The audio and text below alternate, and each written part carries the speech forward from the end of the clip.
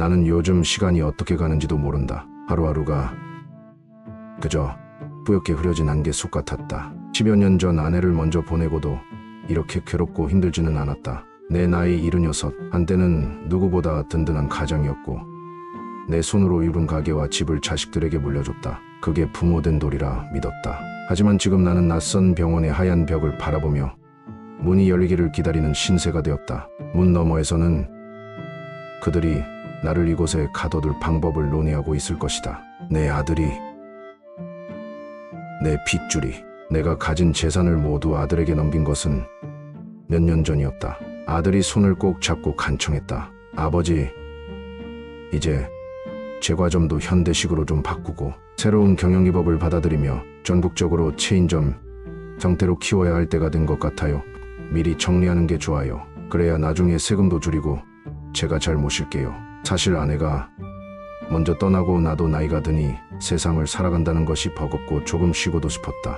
그래서 그 말이 고마웠다. 젊은이답지 않게 든든하고 책임감 있는 말이었다. 나는 선뜻 모든 것을 아들에게 증여했다. 집도 제과점과 경영권도 모두 물려주고 나에게 남은 것은 겨우 얼마 안 되는 은행 잔고와 생활비 약간 뿐이었다. 하지만 그때까지만 해도 나는 걱정하지 않았다. 우리 아들이니까, 내 자식이니까. 그러나 경영권과 재산이 내 손을 떠난 순간부터 아들의 태도는 변했다. 나와 아내가 평생 일궈온 제과점에 나가 종업원들이라도 만나볼라 치면 아들은 나를 데리고 밖으로 나가기 바빴고 생활비를 달라고 하면 핑계를 댔고 찾아가면 바쁘다며 문전박대했다.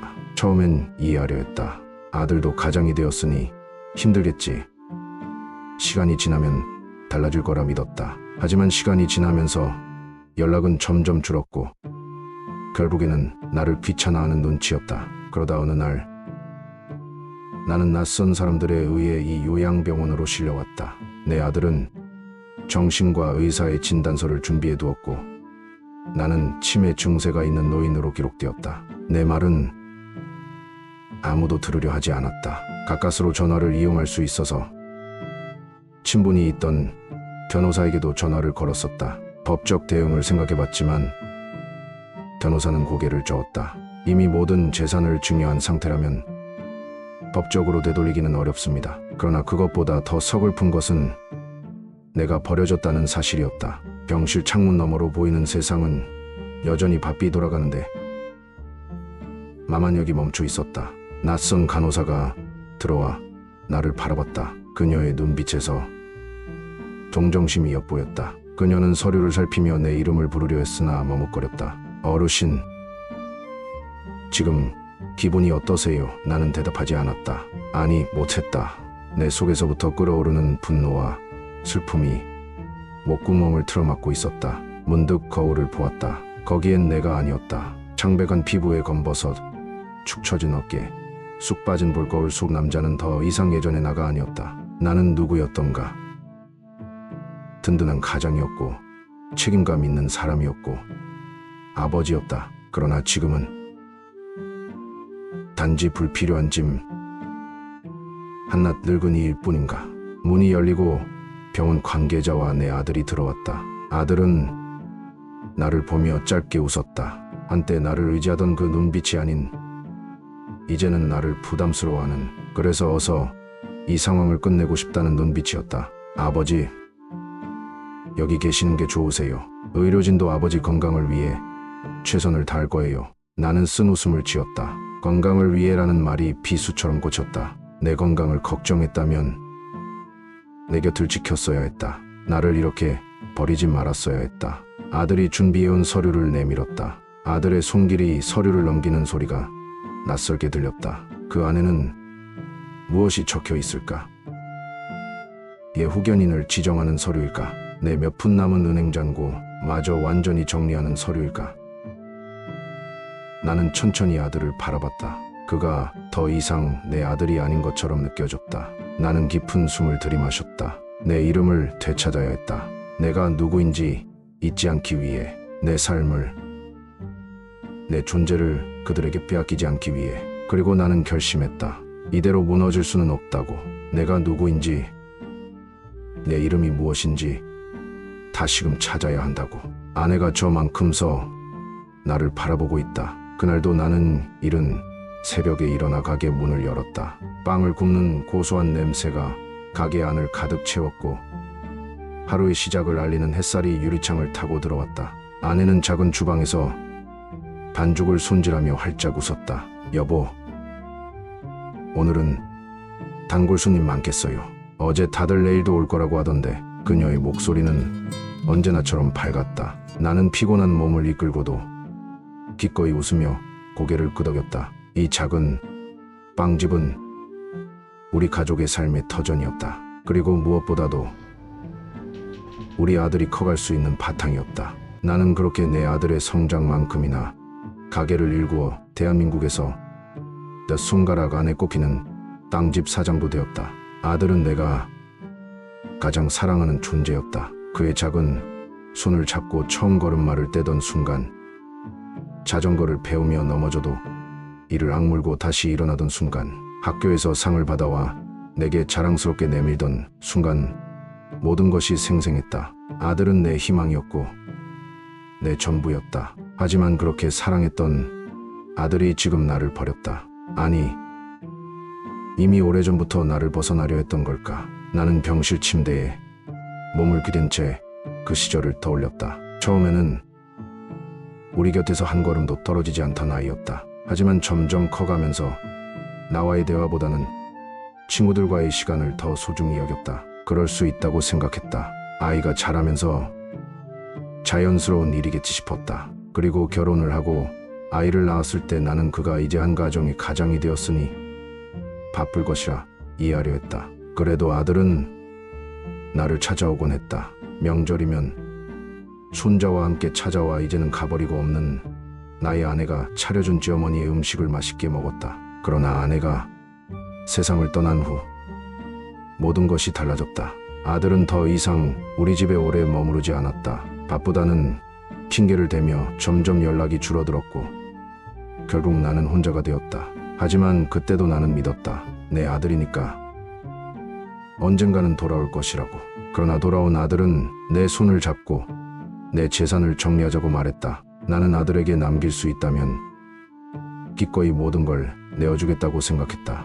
내가 살아온 모든 것을 아들에게 주는 것이 부모로서 당연한 도리라고 여겼다. 그래서 내 육신의 몸뚱아리를 갈아 넣어 일군 제과점의 경영권도 집도 모두 아들에게 넘겼다. 그러나 그 순간부터 내 자리는 사라졌다. 아들은 점점 변해갔다. 더 이상 나를 찾지도 않았고 내가 이 손으로 일군 일터인 제과점에라도 들르라치면 못 올 곳에 온 것처럼 황급히 나를 데리고 밖으로 나오기가 일쑤였다. 생활비를 부탁하면 바쁘다고 했다. 찾아가면 문 좀 박대했다. 그래도 나는 기다렸다. 그러나 결국 내 앞에 돌아온 것은 아들이 아니라 낯선 병원의 벽이었다. 이곳에서의 하루하루는 무겁고 지루했다. 시간은 흐르지만 마치 정지된 듯한 느낌이었다. 병실 창문 너머로 보이는 세상은 여전히 바삐 돌아가는데 나만 여기 멈춰 있는 듯했다. 병원에서는 친절하게 대하지만 그들의 동정 어린 눈빛이 나를 더욱 서글프게 만들었다. 나는 다시 거울을 바라봤다. 거기에는 내가 아닌 낯선 노인의 모습이 있었다. 한때는 가정을 지키기 위해 누구보다 열심히 살아왔던 가장이었지만 이제는 아무도 원하지 않는 짐짝이 되어버린 기분이었다. 나는 이대로 무너질 수 없었다. 내 이름을, 내 존재를 다시 찾아야 했다. 그리고 나는 결심했다. 이대로 끝낼 수는 없다. 내 삶을 빼앗기지 않기 위해 내가 누구인지 다시 세상에 증명해야 한다. 나는 더 이상 버려진 노인이 아니다. 나는 한 가정을 지켜온 아버지였고 힘들여 일한 덕에 그래도 나름 자수성가한 경영인이었다. 여전히 살아있는 한 인간이었다. 그러나 지금의 나는 가진 것 없는 딘털터리의 치매 노인이 되어 여기 갇혀 있을 뿐이다. 나는 다시 눈을 감았다. 아니, 감지 않으려 했었다. 감는 순간 모든 것이 사라질까 봐 두려웠다. 눈을 감으면 이 낯설고 차가운 병실만이 남고 내 기억마저 희미해질까 봐. 언제부터 이렇게 된 걸까? 내 손으로 키운 아들이었는데 그 애가 나를 두고 떠난 걸까? 아니면 내가 놓아버린 걸까? 처음에는 믿고 싶지 않았다. 세월이 흐르면 다시 돌아오리라 생각했다. 그러나 믿음은 배신으로 돌아왔다. 아들이 제과점의 경영과 재산을 정리하자고 했을 때도 나는 그래, 주자. 얘가 가진 건 모두 아들에게 주는 게 맞다고 생각했다. 부모가 자식을 위해 할 수 있는 일이라면 무엇이든 해야 한다고 믿었다. 하지만 그건 내 착각이었다. 모든 걸 내어주고 난 순간 나는 더 이상 필요 없는 존재가 되어버렸다. 내 손으로 일군 제과점에도 마음 편히 갈 수 없었다. 아들의 눈빛은 차가웠고 나를 보며 피곤하다는 듯 한숨을 내쉬었다. 나는 문 밖으로 밀려났고 결국 여기 이 병원 침상 위에 던져졌다. 나는 누구인가? 거울 속 나를 바라본다. 쭈글쭈글한 피부, 움푹 패인 볼, 흐린 눈동자. 어쩌다 이렇게 되었을까? 한때는 아내와 함께 작은 가게를 꾸리고 빵을 만들며 손님들을 맞이했다. 늘 반죽을 치대는 손이 아팠지만 그 손이 우리 가족을 먹여 살렸다. 그 손으로 아들을 키웠다. 하지만 이제는 이 손을 잡아주는 사람 하나 없다. 병실은 조용하다. 간호사들이 가끔 들어와 상태를 확인할 뿐 나를 찾는 이는 없다. 벽 너머로 들려오는 발소리, 말소리, 웃음소리가 한없이 멀게만 느껴진다.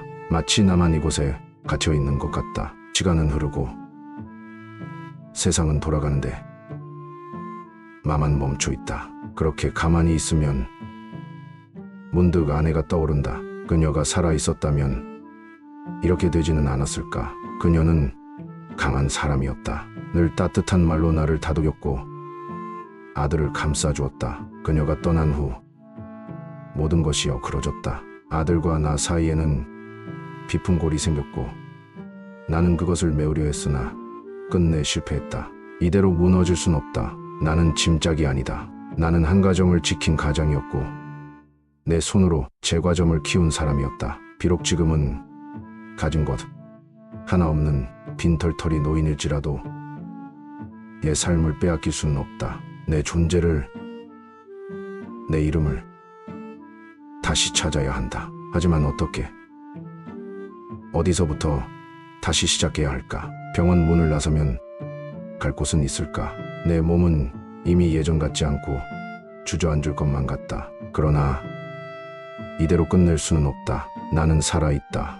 아직 숨 쉬고 있다. 그러니 내 삶을 포기해서는 안 된다. 나는 침대에서 몸을 일으킨다. 무겁고 둔한 몸이지만 그래도 움직일 수 있다. 나에게 남은 것이 있다면 그것은 살아있는 지금 이 순간이다. 나는 세상에 나가 다시 한번 내 삶을 증명해야 한다. 나는 더 이상 버려진 노인이 아니다. 나는 살아있다. 나는 아직 끝나지 않았다. 그러던 어느 날이었다. 내 삶을 바꾼 한 사람의 면회 신청이 있었다. 혹시 한기수 어르신 되십니까? 네, 그런데요. 저는 경남 창원에 있는 법무사입니다. 선친께서 남기신 재산 관련해서 이렇게 직접 찾아뵙게 되었습니다. 나는 순간 귀를 의심했다. 선친이라니 내 아버지를 말하는 것인가? 하지만 내 아버지는 오래전에 돌아가셨다. 재산은커녕 겨우 먹고 살 정도로만 남기고 가셨는데 재산이라뇨? 무슨 말씀이십니까? 법무사의 목소리는 차분했다. 선생님의 할아버님께서 생전에 소유하셨던 토지가 있습니다. 오랫동안 감치되어 있어서 가치가 없다고 여겨졌지만 최근 개발 사업이 추진되면서 땅값이 천정부지로 치솟고 있습니다. 토지 수용과 관련된 업무를 위탁받은 저희 법무사 사무실에서는 해당 토지의 상속권자를 찾고 있었습니다. 주소문한 결과 선생님께서 여기 계시다는 말을 듣고 이렇게 찾아뵙게 되었습니다. 이 토지의 상속권자는 제일 순위인 한기수 어르신이십니다. 나는 그 말을 듣고도 쉽게 믿을 수 없었다. 하지만 법무사는 이미 모든 서류를 갖추고 있었고 상속 절차와 토지 수용 절차 및 막대한 수용 보상금을 지불을 진행할 준비가 되어 있다고 했다. 내 이름이 다시 한번 공식적인 문서 위에 찍히는 순간이었다. 나는 이 병원을 빠져나갈 방법을 찾았다. 상속을 위해 직접 법원에 가야 한다는 사실이 나를 구원했다. 병원에서는 내가 가질 엄청난 재산을 알게 되자 태도가 달라졌다. 내 아들도 다급하게 병원으로 찾아왔다. 아버지, 미안해요. 제가 너무 어리석었어요. 다시 우리 집으로 모실게요. 나는 그의 손을 뿌리쳤다. 너는 나를 버렸어. 나는 이제 얘 삶을 찾을 거야. 그제야 아들은 내 눈을 똑바로 보지 못했다.